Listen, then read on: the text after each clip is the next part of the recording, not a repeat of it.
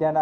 3:30 ಗಂಟೆಗೆ ವಿಜಯಪುರ ಜಿಲ್ಲೆಯ ಜಳಕಿ ಪೊಲೀಸ್ ಠಾಣಾ ವ್ಯಾಪ್ತಿಯ ಹಲಸಂಗಿ ಅನ್ನುವಂಥ ಒಂದು ಗ್ರಾಮದಲ್ಲಿ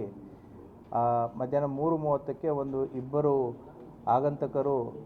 ಮಾಸ್ಕ್ ಮತ್ತು ಹೆಲ್ಮೆಟನ್ನು ಧರಿಸಿ ಸೈಕಲ್ ಬಂದುಬಿಟ್ಟು ಅಲ್ಲಿ ಮಹಾರುದ್ರ ಸದಾಶಿವ ಕರ್ತಿಗಾರ್ ಅನ್ನುವಂಥವರ ಭೂಮಿಕಾ ಜ್ಯುವೆಲರಿ ಇವರ ಅಂಗಡಿಗೆ ಬಂದುಬಿಟ್ಟು ಅವರಿಗೆ ಬಂದೂಕನ್ನು ತೋರಿಸಿ ಅಂಗಡಿಯಲ್ಲಿ ಇದ್ದಂತಹ 205 ಗ್ರಾಂ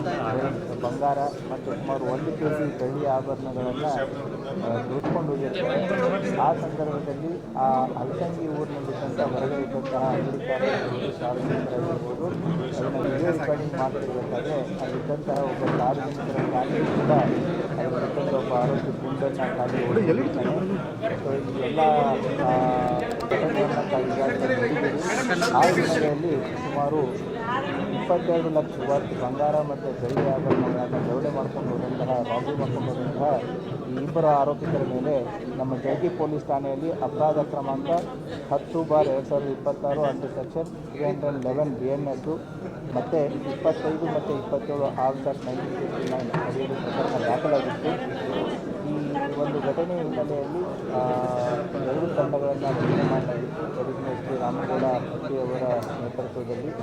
DSP ಇಲ್ಲಿ ಸದಾಶಿವ ಕಟ್ಟಿಮನಿ ಮತ್ತು DSP ಮತ್ತು ಚರ್ಚನ್ ಸಿಪಿ ಆದಂತಹ ಪರಶುರಾಮ್ ಮನಗೂಡಿ ಮತ್ತು PSI ಮಂಜುನಾಥ್, PSI PSI ಚಡಚನ ಇವರ ನೇತೃತ್ವದಲ್ಲಿ ಒಟ್ಟು 2 ತಂಡಗಳನ್ನು